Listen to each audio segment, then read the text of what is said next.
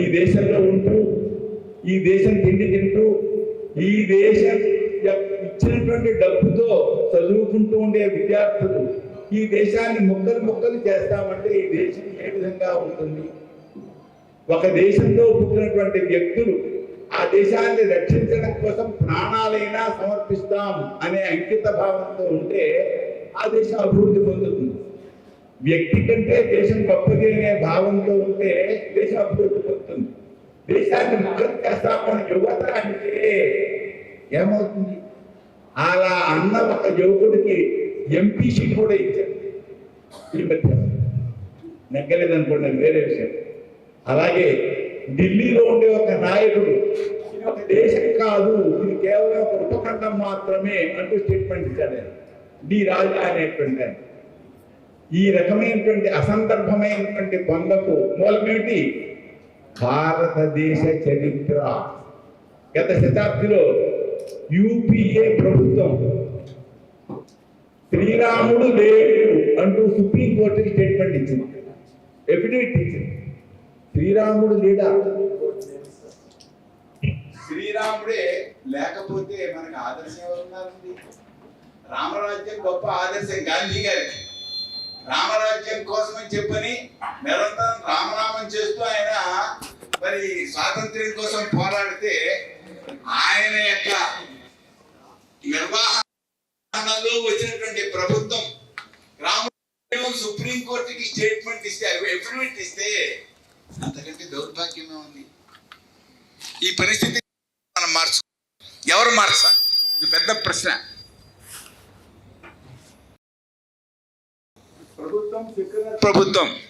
ప్రభుత్వం తరఫున ఏదైనా ఒక ప్రతిపాదన వస్తే అది రిలీజియస్ మతానికి సంబంధించింది అని వ్యతిరేకించే కంఠాలు చాలా ఉన్నాయి, మీకు తెలుసు. స్మృతి ఇరానీ అనేటువంటి ఆవిడ పార్లమెంటులో చెప్పింది మాట. యూపీలో చిన్నపిల్లల యొక్క పుస్తకంలో పాఠ్యవాచకంలో గా అనేటువంటి అక్షరాన్ని నేర్పడం కోసం గణేశ అనే పదం ఉండేది. కానీ ప్రభుత్వం ఆ పదం తొలగించి గార్ధభ అనే పేరు పెట్టింది అని చెప్పింది ఆవిడ పార్లమెంట్లో. గార్ధభ అంటే గాడిద. గణేశ పదస్మరణం చేయకూడదు, ఎందుకంటే అది హిందూ మతంది కనుక. గార్ధభ అన్నట్లయితే మంచిదే అని ఆ మాట చెప్పినందుకు ఆవిడ్ని పదవి నుంచి తీసేయరా? ఆమె చదువుకోలేదు, ఆమె యూనివర్సిటీలో చదువు లేదు, డిగ్రీ లేదు, దింపండి అంటే వాళ్ళ పోరు పడలేక ప్రధానమంత్రి గారు ఆవిడకి వేరే శాఖ ఇవ్వాల్సి వచ్చింది, విద్యాశాఖ తొలగించి. మన తిరుగువాడు ఒక ఆయన సత్యనారాయణరావు అనేటువంటి ఆయన యజ్ఞం వల్ల వర్షం పడుతుంది అని ఒక మాట అన్నాడు. ఆయన పనికిరాడు, మంత్రి పదవి పనికిరాడు, దింపండి అంటే వాజ్పేయి గారి కాలంలో ఆయన ఇంటికి పంపించారు. మంత్రి పదవి పోయిందండి ఈ ఒక్క మాటకే. ఎందుకని? హిందూ మతం కల్పించబడింది చరిత్రలో ఉంది కనుక. క్రీస్తు పూర్వం 4వ శతాబ్దిలో హిందూ మతం కల్పించబడింది అనే మాట ఉంది కనుక అధికారికంగా ఈ పనులన్నీ జరిగాయి. పాకిస్తాన్లో ఒక యువకుడు క్రీడపై ఆసక్తి ఉన్నందువలన క్రీడలో భారతదేశం విజయాన్ని పొందిందని భారతదేశపు జెండా ఎగరవేశాడు. అతను వెంటనే జైల్లో పెట్టారు. కానీ దేశాన్ని ముక్కలు చేస్తామన్న వాళ్ళని కానీ ఈ దేశం ఒక దేశమే కాదన్న వాళ్ళు కానీ వాళ్ళపై ఏ చర్య తీసుకోలేదు. చూసారా? ఎందుకంటే భారతదేశం ఆ విధంగా ఉంది కనుక. మరి ప్రభుత్వం సెక్యులర్ ప్రభుత్వంలో ఉండేటువంటి రాజీవ్ గాంధీ గారు ఈ దేశం రాముడిని బాగా ప్రేమిస్తోంది, రామాయణం సీరియల్గా తీయండి అని అప్పటి దూరదర్శన్తో అన్నారు. వెంటనే ఆ పార్టీకి సంబంధించిన నాయకుడు సీతారాం కేసరి అనేటువంటి ఆయన రామాయణం సీరియల్ తీసినట్లయితే అదేమవుతుంది, మత సంబంధమైనది అవుతుంది, ఇవి తీయడానికి వీల్లేదు అన్నారు. ఆగిపోయింది, తీయలేదు, జరగలేదు. కనుక మరి దేవాలయాలు ప్రభుత్వం అధీనంలో ఉన్నాయి, ధర్మ సంస్థలు ప్రభుత్వం ధర్మాదాయ శాఖల అధీనంలో ఉంటాయి. ఎవరు చేస్తారు ఈ పని? చరిత్ర ఇలా ఉంది. అదేంటండి, అది చరిత్ర కదండి, మనం ఏం చేయగలం అని మీరు అనవచ్చు. ఈ చరిత్ర కదండి అనే మాటకు నేను చేసే మనకు దయచేసి వినండి. మాక్స్ ముల్లర్ అనేటువంటి ఆయన భారతదేశానికి చరిత్ర రాయడాన్ని పూనుకున్నాడు. ఎక్కడి నుంచి వస్తుంది చరిత్ర? పురాణాల్లో ఉండేటువంటి రాజవంశాలను తీసుకున్నాడు. క్రీస్తు పూర్వం 4వ శతాబ్దిలో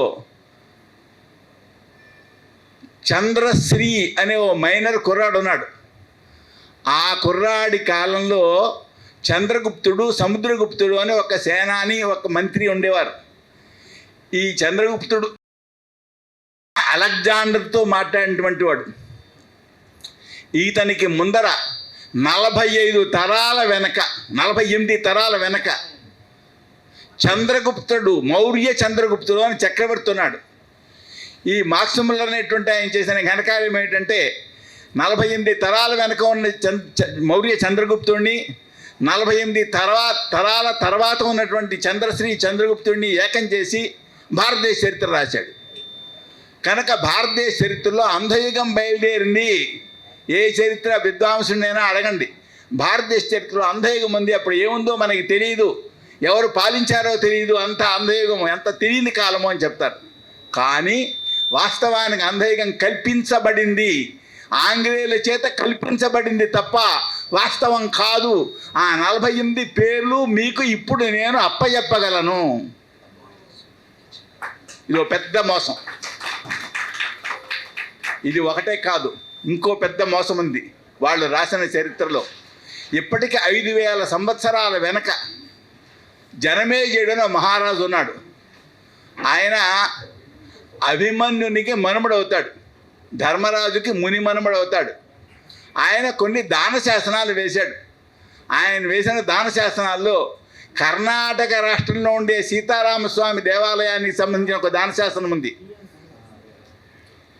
కేదార్నాథ్ గుడికి సంబంధించిన దాన శాసనం ఒకటి ఉన్నది. ఎప్పటివాడు జనమేజయ మహారాజు? ఇప్పటికీ 5000 సంవత్సరాల వెనక ఉన్నవాడు.